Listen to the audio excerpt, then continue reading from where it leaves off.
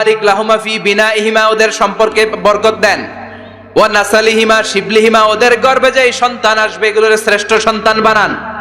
1 বছরের ব্যবধানে ঘরটাকে আলোকিত করে প্রথম সন্তানের জন্ম হাসান। সুবহানাল্লাহ। হাসান রে বিশ্বনবী এত আদর করেছেন, বিশ্বনবীর কাছ থেকে এত আদর কেউ কোনোদিন পায় নাই। হাসান রে বিশ্বনবী ডাকতেন লুকা। বুখারীর বর্ণনা। শব্দটা কি? লুকা মানে পিচ্ছি। ছোট বাচ্চাদেরকে আপনারা কি কন? আরে পিচ্ছি তো আমি কইছি, আপনারা কি কন? বাচ্চা বলেন, বাবু বলেন, আর কিছু কি বলেন? আর আর কিছু নাই। তাহলে যে বাবু পিচ্ছি, হ্যাঁ, এই বাবু পিচ্ছি আরবি হচ্ছে লুকা। বিশ্বনবী ফাতেমার ঘরে এসে বলতেন আইনা লুকা, পিচ্ছিটা কই রে? আমার হাসান কই, আমার নানা ভাই কই? আর বিশ্বনবীর আওয়াজ শুনলে হাসান এসে বিশ্বনবীর কাঁধে। আল্লাহু আকবার, আল্লাহু আকবার। বিশ্বনবী বলতেন ফাতেমা আমার কলিজার টুকরা, যে ফাতেমারে কষ্ট দেয় সে আমারে কষ্ট দেয়, ফাতেমারে আনন্দ দেয় মানে আমি বিশ্বনবীরে আনন্দ দেয়। এই ফাতেমা সব সময় পর্দায় থাকতেন, দিনের বেলা বেরোতেন না, সারা দিনে টয়লেট করতেন একবার, সেটাও করতেন রাত্রে, যাতে দিনের বেলা কেউ তারে না দেখে। কি ব্যালেন্স লাইফ, কি ব্যালেন্স লাইফ! রাতে একবার টয়লেটে যাওয়া মানে কি সারাদিন খাওয়া দাওয়া এরকম ব্যালেন্স করে করতেন। কেউ দেখতে পারে না ওনারে কেমন ছিল, কেউই জানতো না। এমন ভাবে চলাফেরা করতো, কোনো পুরুষদের সামনে দিয়ে কখনো যেতেন না। এজন্য ইন্তেকালের আগে আলীকে বললেন, আলী, বিশ্বনবীর ওসিয়ত অনুযায়ী কিছুদিন পরে আমি আমার বাবার সাথে সাক্ষাৎ করব। ইন্তেকালের সময় বেশি লোক আমার জানাজাতে আসার দরকার নাই, নিজেরা দোয়া করে দিলে চলবে। আর আমার জানাজার খাটিয়ার উপর দিয়ে বিশাল একটা বোরকা দিয়ে দিও। এটার আরবিতে বলে নাউশ। কি বলে?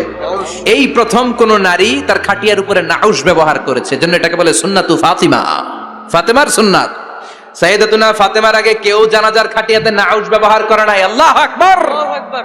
আলীকে বলে গেলেন, আলী, অল্প কয়েকজন পুরুষ নিয়ে জানাজা দিও, বেশি মানুষের কাছে আমার নিও না। দুনিয়ার বুকে আমি লুকিয়ে লুকিয়ে চলতাম, মরার পরে লুকিয়ে লুকিয়ে আল্লাহর কাছে চলে যেতে চাই, পুরুষদের সামনে আমার নিও না। হাসান বলে, নানাজি, আপনার মেয়ের নামের বিচার, ফাতেমার নামের বিচার। বিশ্বনবী বললেন, ও হাসান, আমার মেয়ে ফাতেমার আবার কি বিচার, কি অপরাধ আমার ফাতেমার? হাসান হুসাইন চোখের পানি ছেড়ে দিয়ে ডেকে বলে, নানাজি, আপনার মেয়ে আমাদেরকে খাবার দেয় না কেন?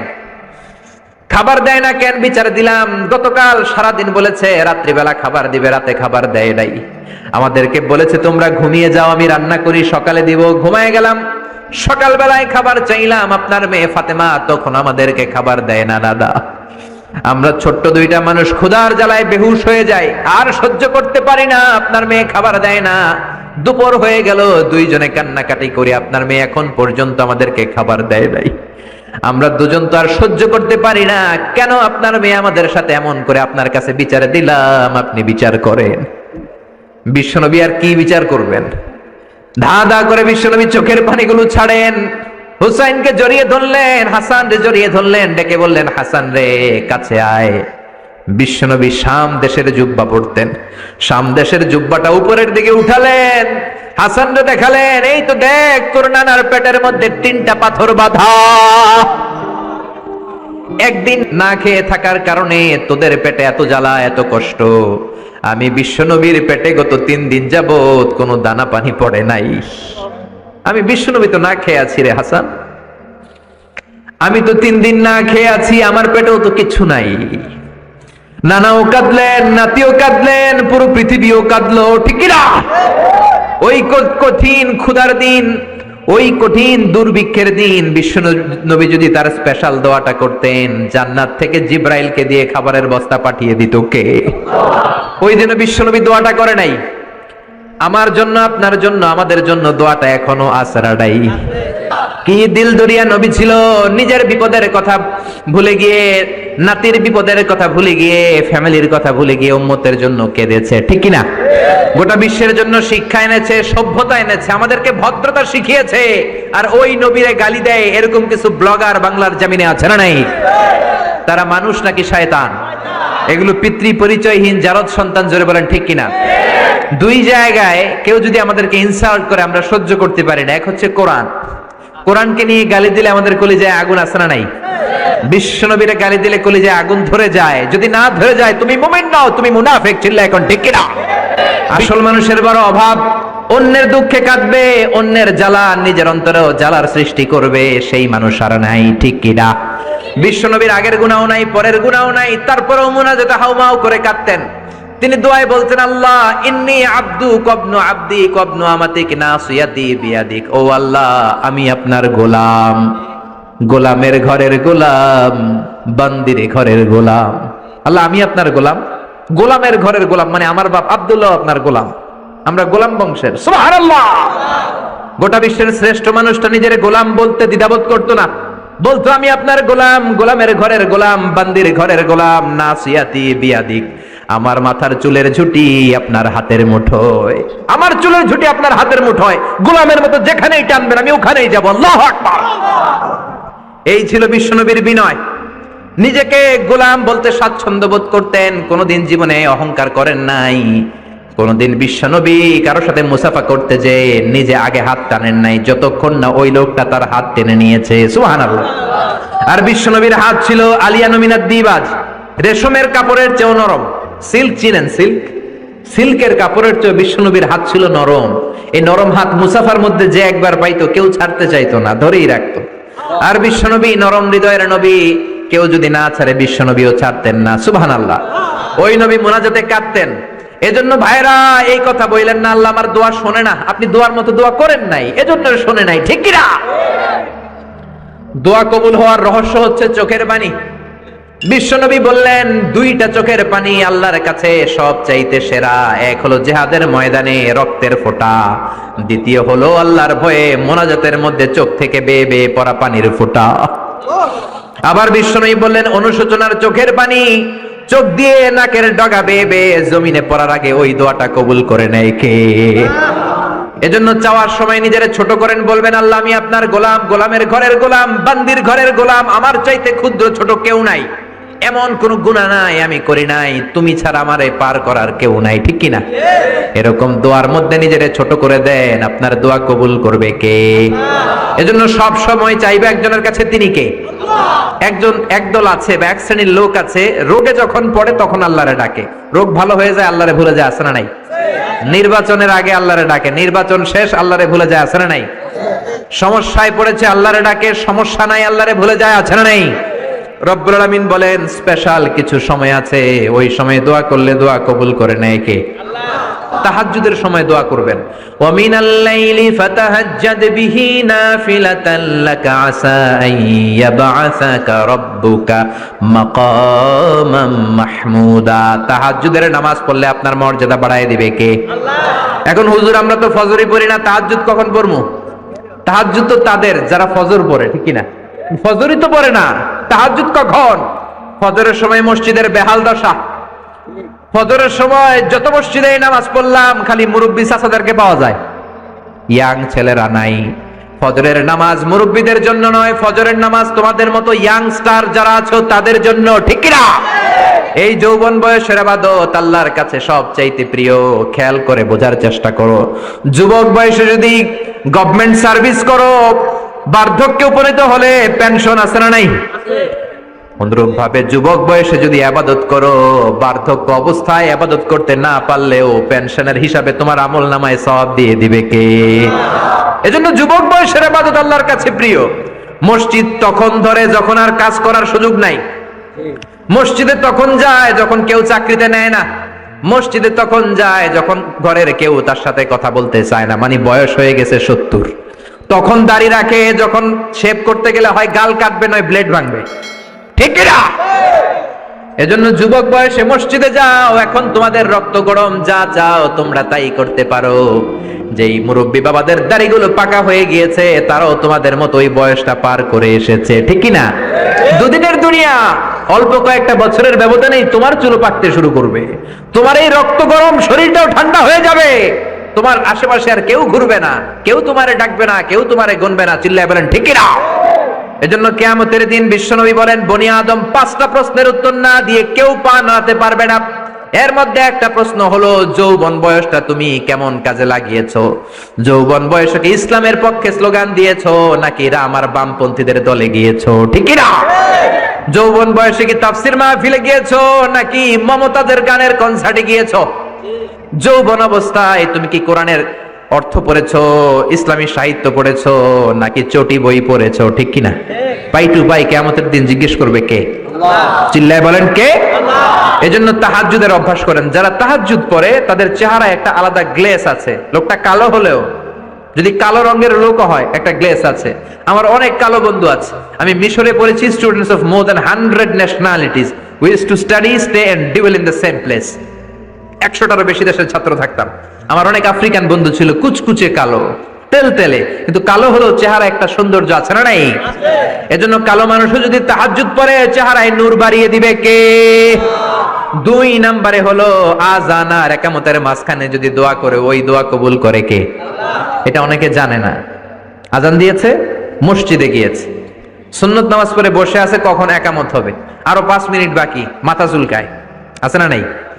মোবাইল টেপাটেপি করে, ফেসবুকিং করে, ঘড়ির দিকে তাকায় আছে, ঘড়ির কাঁটাও ঘুরে, ওর মাথাও ঘুরে, আছে না নাই?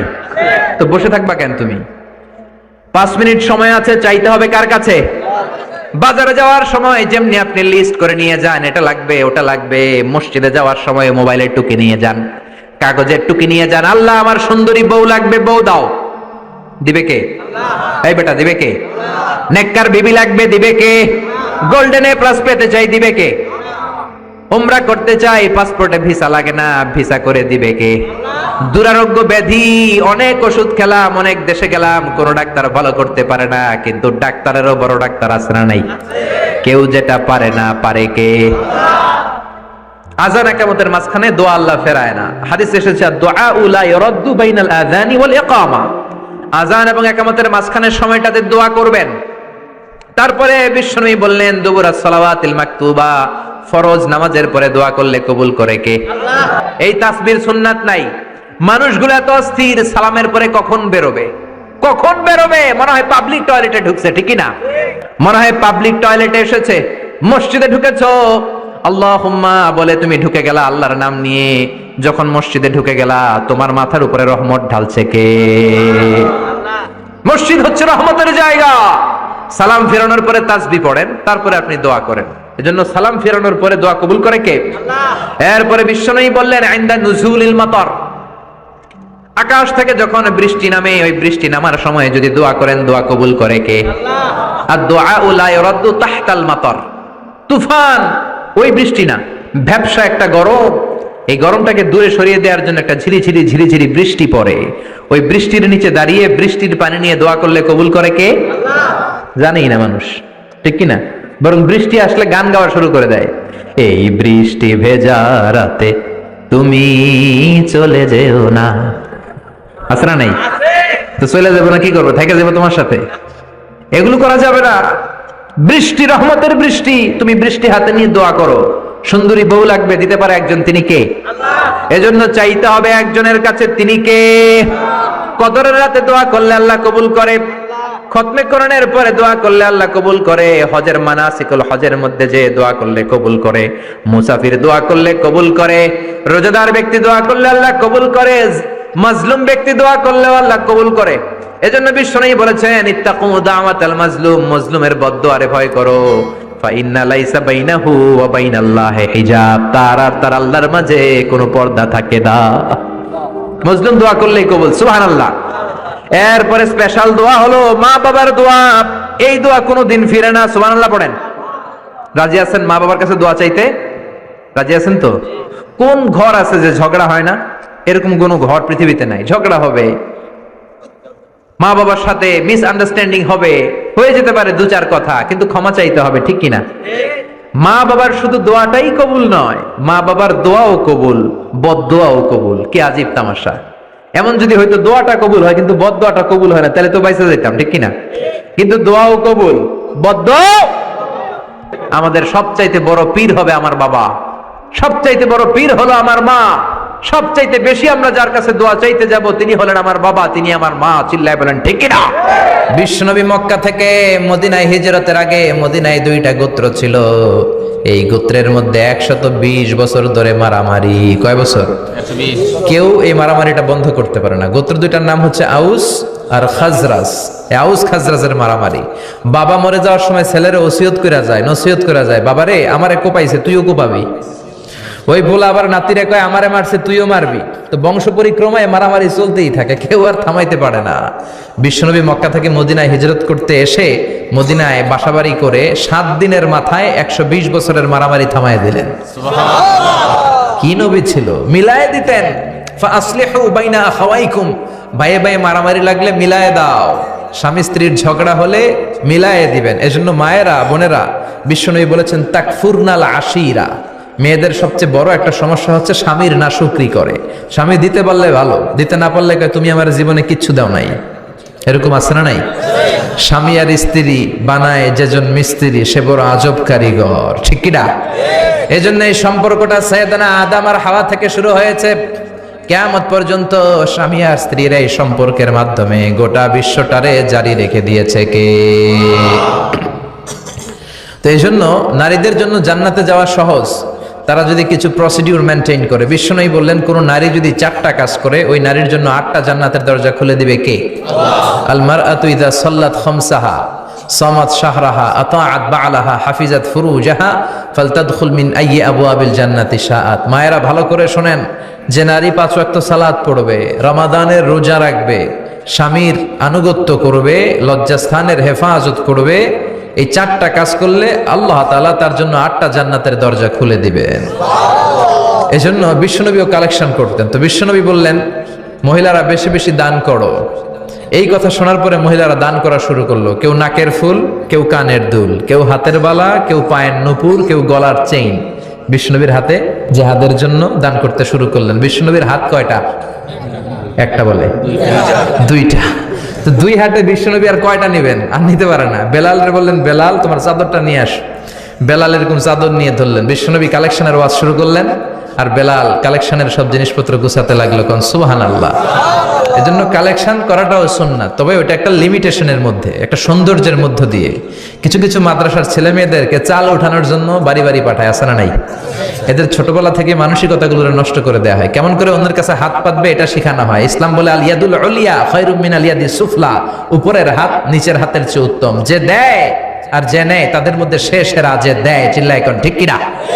আবার ইসলাম বলে দেওয়ার সময়ও ভারসাম্য করে দিবা, দেওয়ার সময় কিপটামি করা যাবে না, আবার ঘরে যা আছে সবও দিয়ে দেওয়া যাবে না, ঠিক কিনা? বিশ্বনবীর গায়ে একবার একটা জুব্বা, কয়টা? এক ভিক্ষুক এসে বলে নবী আমার জুব্বা নাই, আমার জুব্বা দেন। দয়ার নবী মায়ের নবী নিজের জুব্বাটা খুলে দিয়ে ওই ভিক্ষুকের হাতে তুলে দিলেন। এখন নবীর গায়ে কোনো জুব্বা নাই। বিশ্বনবী এখন ঘর থেকে বেরোতে পারে না। সাহাবারা এসে ঘরে নক করে, বিশ্বনবী বেরোতে পারে না। আল্লাহ আয়াত নাযিল করলেন ওয়াল্লাযীনা ইযা আনফাকু লাম ইউসরিফু ওয়া লাম ইয়াকতুরু ওয়া কানা বাইনা যালিকা কওয়ামা। মুমিন বান্দাদের গুণাবলী যখন দান করে কিপটামি করবে না, আবার অপচয়ও করবে না। এই আয়াত দিয়ে আল্লাহ বুঝাতে চাইলেন, নবীরে ধমক দিলেন, ও নবী 2টা জামা থাকলে একটা দিতেন, 3টা থাকলে একটা দিতেন, একটা যখন ছিল এইটা দিলেন কেন? এখন নিজে পড়বেন কি? সুবহানাল্লাহ কইবেন না? ইসলাম তো ব্যালেন্সড রে ভাই, ইসলাম ভারসাম্যপূর্ণ। ইসলামের সব বিধানগুলো আপনার সাথে স্যুট করবে, ম্যাচ করবে, এটা জীবন ঘনিষ্ঠ। ইসলামে এমন কোনো বিধান দেয়া হয় নাই যেটা আপনার খারাপ লাগবে। অন্যান্য সব ধর্মের প্রতি শ্রদ্ধা রেখেই বলি, আমার ইসলাম যে আহকাম আমাদেরকে দিয়েছে এরকম বিধান কোনো ধর্মের ভেতরে নাই, চিল্লা এখন ঠিক কিনা? এরপরে কোরআন পাহাড়ের ব্যাপারে বলেছে ওয়াজআলনাল জিবালা আওতাদা, আমি পাহাড়গুলোরে পেরেকের মতো জমিনে ঢুকিয়ে দিয়েছি। সুবহানাল্লাহ। তাহলে পাহাড়কে আল্লাহ তাআলা পেরেকের সাথে তুলনা করলেন। কিসের সাথে? পেরেক চিনেন? সবাই চিনেন? মাতোয়াইলে আছে পেরেক? কি করে পেরেক দিয়ে? কাঠের ভিতরে ঢুকে না, দেয়ালে ঢুকে। তাহলে আল্লাহ পাহাড়গুলোরে বললেন পেরেক। আচ্ছা, পেরেক যখন আমরা কাঠের ভিতরে ঢুকাই, পুরো পেরেকটা কাঠের ভিতরে ঢুকে যায়, উপরে শুধু কি থাকে? মাথাটা থাকে, ঠিক কিনা? তার মানে আমরা যে পাহাড় দেখতে পাচ্ছি এটা পাহাড়ের মাথা। পুরো পেরেক যেমনি কাঠের ভিতরে, পুরো পাহাড়টা আছে মাটির ভিতরে। চিল্লায় পড়ি আল্লাহু আকবার। জমিনে আমরা দৃশ্যমান এই পৃথিবীতে খালি চোখে যে পাহাড় দেখতে পাই এটা আসল পাহাড় না, এটা পাহাড়ের মাথা। যেমনি পেরেক যখন কাঠের ভিতরে ঢুকে দেই, পুরো পেরেকটা কাঠের ভিতরে ঢুকে যায় কি যায় না? পেরেক নিয়ে যখন আমি হাতুড়ি দিয়ে মারলাম, পুরো পেরেকটা কই যায়? কাঠের ভিতরে, তাই না? তার মানে খালি চোখে যে পাহাড় দেখি এটা পেরেকের মাথা যেমনি একটু দেখা যায়, এটা পাহাড়ের মাথা, আসল পাহাড় মাটির ভেতরে, উপরে যদ্দূর দেখা যায় তার কমসে কম 10 গুণ পাহাড় মাটির ভিতরে রেখে দিয়েছে কে? আবার আল্লাহ বললেন ওয়ামিনাল জিবালি জুদাদুম বীদুন ওয়া হুমরুম মুখতালিফুন আলওয়ানুহা ওয়া গরাবিবু সুদ। পাহাড়ের মধ্যে কোন পাহাড় আমি বানিয়েছি ধবধবে শুভ্র সাদা, কোন পাহাড় আমি বানিয়েছি রক্তিম লাল, কোন পাহাড় আমি বানিয়েছি কুচকুচে কালো। 3 কালারের পাহাড়। কয় কালারের? মৌলিকভাবে ধবধবে শুভ্র সাদা পাহাড়, অথবা রক্তিম লাল পাহাড়, অথবা কুচকুচে কালো পাহাড়। আপনি পৃথিবীর পাহাড়গুলো নিয়ে যদি গবেষণা করেন বিভিন্ন রঙের পাহাড় আপনি দেখবেন। আমি তো পৃথিবীর অনেক জায়গায় পাহাড় দেখেছি। মিশরে আমি তুর পাহাড়ের চূড়ায় উঠেছি। ওখানে যেখানে মুসা আলাইহিস সালামের কাছে আল্লাহ নূরের তাজাল্লি দিয়ে ফোকাস করেছেন, পাহাড়টার নাম তুর পাহাড়। 2 বার আমি উঠেছি এটার চূড়ায়। উঠতে আমার অনেক কষ্ট হয়েছে। ওখানে উঠে ফজরের সালাত পড়ে আমি খেয়াল করে দেখলাম তুর পাহাড়ের আশেপাশের পাহাড়গুলো কোনোটা খয়েরি, কোনোটা কালো, কোনোটা লাল, কোনোটা ধূসর। আল্লাহু আকবার। এক এক পাহাড়কে এক এক রং দিয়ে তৈরি করলো কে? পৃথিবীতে চায়না নামে একটা দেশ আছে না? চায়না একটা শহর আছে গানজু, কি নাম? আজকে যে গুগল করবা the গানজু city located in China, চায়নাতে অবস্থিত গানজু শহরে একটা পাহাড় আছে। এই পাহাড়ের নাম রেইনবো মাউন্টেন। কি নাম? মানে রংধনুর পাহাড়। রংধনুর কয় রং? সবাই কন, আরো জোরে। 7 রং না? আমরা ছোটবেলায় মুখস্থ করতাম বেনিয়া সহকলা, বেনিয়া সহকলা। এই 7 রঙের পাহাড় ওখানে দেখা যায়। এক জায়গায় 7 রঙের পাহাড়। সুবহানাল্লাহ কইতে পারলেন না? মজা করে বানালো কে? সুনানে তিরমিজি আর মুস্তাদরাকে হাকিম, মুসনাদে আহমদ ইবনে হাম্বলের হাদিস। আল্লাহ যখন পৃথিবী বানালেন, এই পৃথিবীটা ঘোরার পাশাপাশি কাঁপাকাঁপি শুরু করে দিল। এই পৃথিবীর কাঁপাকাঁপি বন্ধ করার জন্য রব্বুল আলামিন পৃথিবীর মধ্যে পাহাড় গেড়ে দিলে। 7টা tectonic plate, 7 tectonic plates creates the mountain range on earth. 7টা টেকটনিক প্লেট আল্লাহ দিলেন। পৃথিবী সৃষ্টি করার পরে পৃথিবী কাঁপে। আল্লাহ পাথর দিয়ে পেরেক মারলেন, পৃথিবী আর কাঁপে না। সুবহানাল্লাহ কর। ফেরেশতারা দেখে তো অবাক। ফেরেশতারা বলে আল্লাহ পাহাড়ের এত শক্তি, পাহাড় গেড়ে দিলেন পৃথিবীতে আর পৃথিবী কাঁপে না। হাল মিন খালকিকা আশাদ্দু মিনাল জিবাল। আল্লাহ আপনার সৃষ্টির মধ্যে পাহাড়ের চেয়ে শক্তিশালী কি কিছু আছে? আল্লাহ বললেন নাআম, আছে। আল হাদিদ, লোহা। লোহা পাহাড়ের চেয়ে শক্তিশালী, কারণ লোহা পাহাড়ে মারলে পাহাড় ভেঙে যায়, ঠিক কিনা? ফেরেশতারা আরো অবাক, লোহা এত শক্তিশালী। হাল মিন খালকিকা আশাদ্দু মিনাল হাদিদ। আল্লাহ তাহলে লোহার চেয়ে শক্তিশালী মনে হয় কিছু নাই, আছে? আল্লাহ বললেন নাআম, আছে। আন্নার, আগুন, কারণ আগুনের মধ্যে লোহা ফেলে দিলে লোহা গলে যায়, ঠিক কিনা? ফেরেশতারা তো আরো অবাক। ফেরেশতারা বলে তাই নাকি? আগুন এত শক্তিশালী, তো হাল মিন খালকিকা আশাদ্দু মিনান নার। আল্লাহ আপনার সৃষ্টিতে আগুনের চেয়ে শক্তিশালী কিছু আছে? আল্লাহ বলে আছে। আলমা, পানি, কারণ আগুনের মধ্যে পানি ঢাললে আগুন পাওয়া যায়। ফেরেশতারা তো এবার আরো অবাক, পানি এত শক্তিশালী, ওই পানি গট গট গট গট করে আমরা খাই। নবী আমার যেটা খেতে বলেছেন এটা খেলে আমাদেরকে সুস্বাস্থ্য দান করবে কে? তার মানে প্রাণীবিদ্যায় আমরা কোরআন থেকে যে তথ্য পেয়েছি, এই তথ্যের সাথে বিজ্ঞানের তথ্যের মিল আছে না নাই? কোনো অমিল আছে? কিন্তু বিজ্ঞান যদি কোনো অমিল খুঁজে পাওয়া যায়, বিজ্ঞানী বাবাজিদের কি করতে হবে? কি করতে হবে?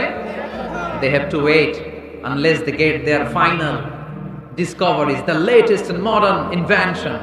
তাদের নতুন ইনভেনশন যতক্ষণ না আসে বসে থাকতে হবে, কারণ তোমাদের কথা ফাইনাল না।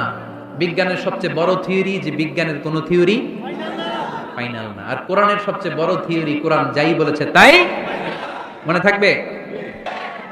এজন্য কোনো কিছু যদি বিজ্ঞানী ভাইয়েরা অমিল পান, ওয়েট, বসেন, রিল্যাক্স, চা খান, ঠান্ডা মাথায় চিন্তা করেন, আরো গবেষণা করেন। যেটা অমিল পাইছেন, গবেষণা বেশি বেশি করলে ওইটা অমিল পেয়ে যাবে, ঠিক কিনা? যারা অন্ধকারে সুন্দরী নারী পেলে ধর্ষণ করতে দেরি করে না, চিল্লায় বলো ঠিক কিনা? এই জন্য নারীদেরকে সম্মান দিয়েছে ইসলাম। সাইয়েদনা আদম আলাইহিস সালাম আর হাওয়া আলাইহিস সালামকে শয়তান জান্নাতে নেকেট করতে চেয়েছে। ওই শয়তানের মিশন দুনিয়াতে আজ আছে না নাই? জন্য আল্লাহ বললেন ওয়াত-তিনি ওয়াজ-যাইতুনি ওয়া তুরি সিনিনা ওয়া হাযাল বালাদিল আমিন। তো সূরা 3 এর কসম কাটলো কে? ডুমুর ফলের কসম কেটেছেন। এরপর আল্লাহ বলেছেন জাইতুন, জাইতুনের কসম। জাইতুন মানে অলিভ অয়েল, জাইতুন মানে কি? Olive oil. জলপাই, বাংলায় বলে জলপাই। বাংলায় কি বলে? জলপাই। জলপাই খাইছেন আপনারা? জি। বাংলাদেশের জলপাই আর আরব দেশের জলপাইয়ের মধ্যে একটু পার্থক্য আছে। এই জাইতুন, অলিভ অয়েল বা জলপাই, এটা হিট ট্রাক্স, পাহাড়ি এরিয়াতে জন্মায়। বিষ্ণু বলেছেন কুলু যাইত ওয়াদাহিনু, জাইতুনের তেল খাও, তেল দাও, তেল মালিশ করো। জাইতুনের তেলে আল্লাহ বরকত ঢুকায় দিয়েছে। আপনার দেহের যে ব্যাড কোলেস্টেরল লেভেল আছে এটাকে নামিয়ে ফেলবে। সুবহানাল্লাহ। জাইতুনের তেল দাড়িতে মাখবেন, চুলে মাখবেন, দাড়ি চুল সহজে পাকবে না। যৌবনকে আমরা ধরে রাখতে চাই না, তাহলে জাইতুনের তেল খাবেন। এটাকে সালাদের মধ্যে ইউজ করা যায়, সালাদে ড্রেসিং করার জন্য ইউজ করা যায়। তিন ধরনের জাইতুন আছে। একটা হচ্ছে extra virgin, less than 1% acid দিয়ে এটাকে পিউরিফাই করে। নোয়াখালীতে কোনো সুপার শপ আছে কিনা? কেনাকাটা নোয়াখালী সুপার মার্কেট। আচ্ছা, আর কি আছে? কেনাকাটা। এই কেনাকাটা বা স্বপ্ন বা আগরা, এগুলোর ক্ষেত্রে আপনারা এই জাইতুনের তেল পাবেন। এটা খাবেন, এটা বাচ্চাদের গায়ে মালিশ করবেন। চামড়ার মধ্যে মালিশ করলে, ম্যাসেজ করলে চামড়ার ত্বকের মধ্যে ভাঁজ পড়বে না। আপনার যৌবন আপনি ধরে রাখতে পারবেন। আলহামদুলিল্লাহ। আবার বিষ্ণু বলতেন এই জাইতুন গাছটা এত বরকতের গাছ, জাইতুন ফল খাওয়া যায়, জাইতুনের তেল মালিশ করা যায়, আবার জাইতুনের ডাল ভেঙে মেসওয়াক করা যায়। নি'মাস সিওয়াকি জাইতুন ফাইন্নাহু সিওয়াকি ওয়া সিওয়াকুল আম্বিয়া মিন ক্বাবলি। জাইতুনের ডালের মেসওয়াক কতই না ভালো মেসওয়াক, কারণ এটা দিয়ে আমিও মেসওয়াক করি। আমার আগে সব নবীরা জাইতুনের ডাল ভেঙে ভেঙে মেসওয়াক করতেন। চিৎকার করে বলেন সুবহানাল্লাহ। আল্লাহ বললেন ওয়াতিনি ওয়াজাইতুনি ওয়া তুরি সিনিনা ওয়া হাযাল বালাদিল আমিন। তিন ফলের কসম, জাইতুন ফলের কসম কাটলো কে?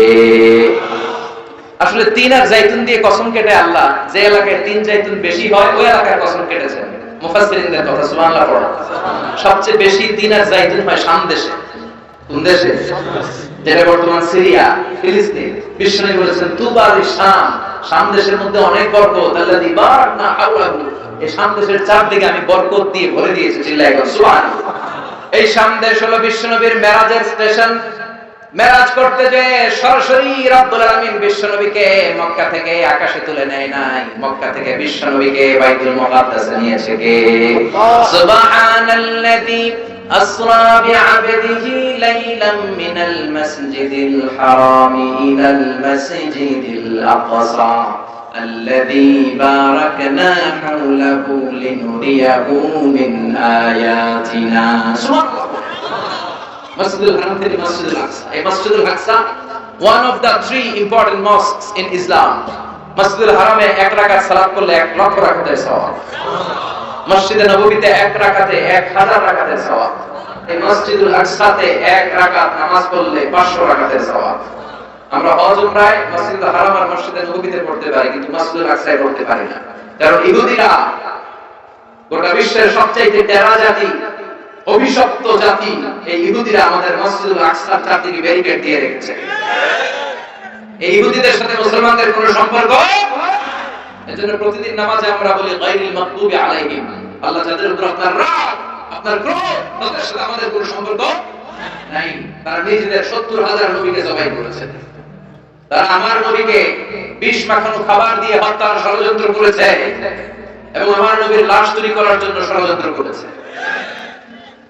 ইন্তেকালের পর বিশ্বনবীর শান্তি দেয় নাই। গোটা বিশ্বে এইচআইভি ভাইরাসের ছড়াছড়ি ঘটিয়েছে ইহুদি অভিশপ্ত লানতের জাতিরা। বিশ্বে বিমান ছিনতাই কাকে বলে কেউ জানতো না। প্রথম বিমান ছিনতাই করেছে ইহুদিরা। ইহুদিরা গোটা বিশ্বব্যাপী সুদের কারবার শুরু করেছে। এজন্য ইহুদিদের সাথে আমাদের কোনো সম্পর্ক। এই মসজিদুল আকসা আমাদের দ্বিতীয় কিবলা। মক্কা থেকে মদিনায় হিজরতে যে বিশ্বনবী মসজিদুল আকসার দিকে হয়ে 16 মাস কিংবা 17 মাস নামাজ পড়েছে। আব্দুল মাহশার ওয়াল মানশার, কিয়ামতের ময়দানটা সহিহ হাদিসে এসেছে এই ফিলিস্তিনের এই শাম দেশে সিরিয়ার উপরে হবে। জিল্লাহিন সুবহানাল্লাহ। সিরিয়া ফিলিস্তিনের উপরে কিয়ামত হবে, কিয়ামতের ময়দান প্রতিষ্ঠিত হবে। সাইয়েদনা ঈসা আলাইহিস সালাম এই সিরিয়াতে নামবেন। সিরিয়া উমাইয়াদের একটা জামে মসজিদ আছে, সাদা মিনার, এখনো মসজিদটা আছে। সুবহানাল্লাহ। ওই মসজিদের সাদা মিনারের পাশে আসর আর মাগরিব নামাজের মাঝখান দিয়ে ঈসা আলাইহিস সালাম দুইটা চাদর পরে ফেরেশতার পাখায় ভর করে শাঁ করে জমিনে নেমে আসবে। এবং ফিলিস্তিনে এখনো একটা জায়গা আছে, জায়গাটার নাম হচ্ছে বাবুল লুদ।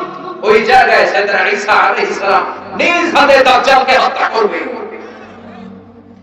এজন্য আল্লাহ বললেন এই তিন আর জাইতুনের কসমের মধ্য দিয়ে মূলত আমি বরকতের জায়গা ফিলিস্তিনের কসম কেটেছি। সুবহানাল্লাহ। এরপরে আল্লাহ বললেন ওয়াতুরে সিনিন, তুরে সিনিনের কসম, তুর পাহাড়ের কসম। নাম শুনছেন না? মিশরে দুইটা জেলা আছে, সাউথ সাইনা, নর্থ সাইনা, মানে উত্তর সাইনা, দক্ষিণ সাইনা। এই দক্ষিণ সাইনাতে এই তুর পাহাড় অবস্থিত 2285 মিটার উঁচু। সুবহানাল্লাহ। তুর পাহাড়ের উপরে সাইয়েদনা মুসা আলাইহিস সালাম আল্লাহর সাথে কথা বলতেন। সুবহানাল্লাহ করবেন না? এই তুর পাহাড়ের উপরে রব্বুল আলামিন মুসা আলাইহিস সালামের কাছে তাওরাত কিতাব নাযিল করেছেন, নিজ হাতে লিখে কাঠের ফলকের মধ্যে মুসা আলাইহিস সালামকে দিয়ে বললেন, মুসা এই নাও তাওরাতের বাণী, বনি ইসরাইলের কাছে নিয়ে যাও, তাওরাতের বাণী প্রচার করো। মুসা আলাইহিস সালাম অনেক শক্তিশালী মানুষ ছিলেন। এক থাপ্পড় মেরে ফেরাউনের বাবুর্চিকে দুনিয়া থেকে বিদায় করে দিয়েছে। রেগে গেলে ওনার মাথার চুলগুলো টুপি ভেদ করে উপর দিয়ে এরকম খাড়া হয়ে দাঁড়িয়ে যেত। থাপ্পড় মেরে মারাতুল মউতের চোখ কানা করে দিয়েছিলেন। তো মুসা আলাইহিস সালামের গায়ে এত শক্তি, উনি ভাবলেন আল্লাহ তাআলা এই তুর পাহাড়ের উপরে আমাকে তাওরাত কিতাব দিলেন, আল্লাহ নিজ হাতে লিখে লিখে দিলেন কাঠের ফলকের উপর, তক্তার উপর। কত খুশনসিব আমার, যাই যাই তাওরাতের ফলকগুলো নিয়ে বাড়িতে যাই, এটা দাওয়াত দিতে হবে। কিন্তু কাঠের তক্তার মধ্যে হাত দিয়ে দেখে তক্তা নাড়ানো যায় না। এর চেয়ে অনেক বড় তক্তা জীবনে উনি কাঁধে নিয়েছেন, কিন্তু তাওরাত লেখা তক্তা নাড়ানো যায় না। তক্তা চিনেন তো না? চিনেন? কাঠের বড় বড় মোটা তক্তা থাকে না, তাই তক্তা নাড়ানো যায় না। উনি ভাবলেন এই দিক দিয়ে নাড়ানো যায় না, মনে হয় ওই দিক দিয়ে যাবে। ঘুরে ওই দিক দিয়ে যে তক্তা ধরে টান দেয়, কিন্তু তক্তা নাড়ানো যায় না। এবার ভাবলেন মাঝখান থেকে ধরলে মনে হয় পারা যাবে, মাঝখান দিয়েও পারা যায় না। আল্লাহর ডেকে বললেন, আল্লাহ কেমন তক্তার উপরে তাওরাত লিখে দিলা, তক্তা নড়ে না, আমার ভাই জিব্রাইল রে বলো আমারে সাহায্য করতে। আল্লাহ বললেন, জিব্রাইল যাও সাহায্য করো তোমার ভাই মুসারে। সাইয়েদনা মুসা বললেন, ও জিব্রাইল তুমি ওই দিকে ধরো, আমি এই দিকে ধরি, দুইজনে মিলে টান দেই, এইও আরো জোরে।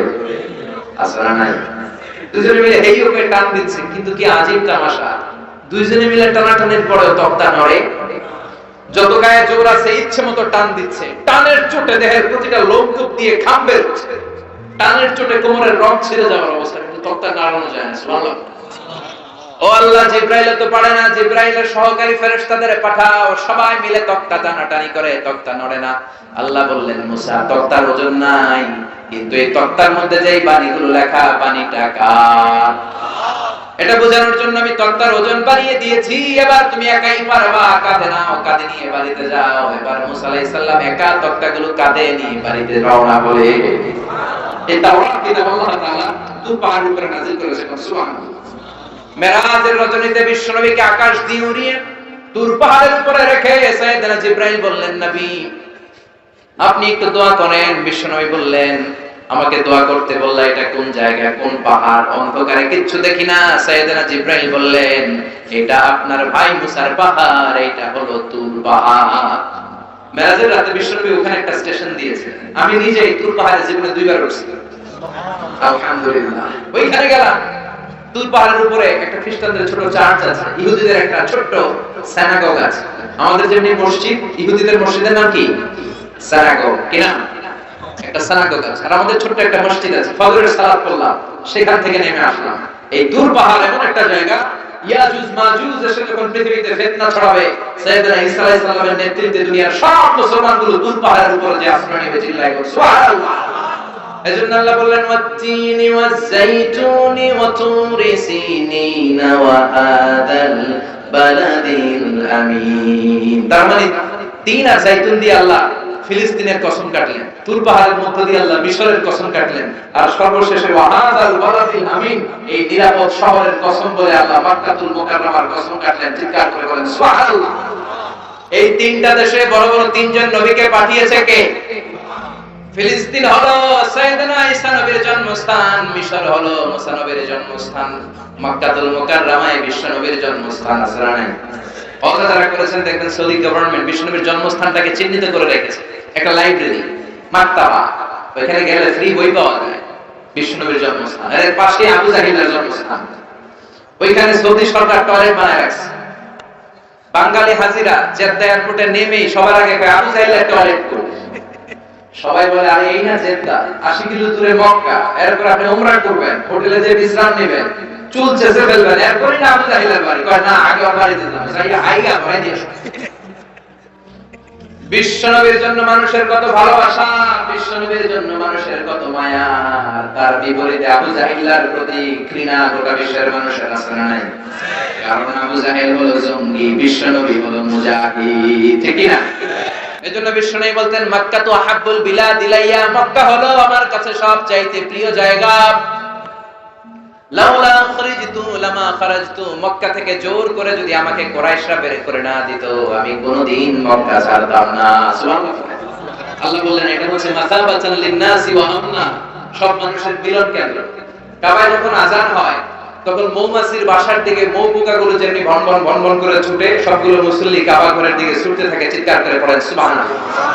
আল্লাহু আকবার বললেই লক্ষ লক্ষ মুসল্লিরা কাবার চারদিকে সেনাপতির কমান্ড আসার সাথে সাথে যেমনি মুহূর্তের মধ্যে গোল হয়ে দাঁড়িয়ে যায়, সবগুলো মুসল্লি লক্ষ লক্ষ মুসল্লি 5 সেকেন্ডের ব্যবধানে সব গোল হয়ে দাঁড়িয়ে যায়। চিল্লায় করে সুবহানাল্লাহ।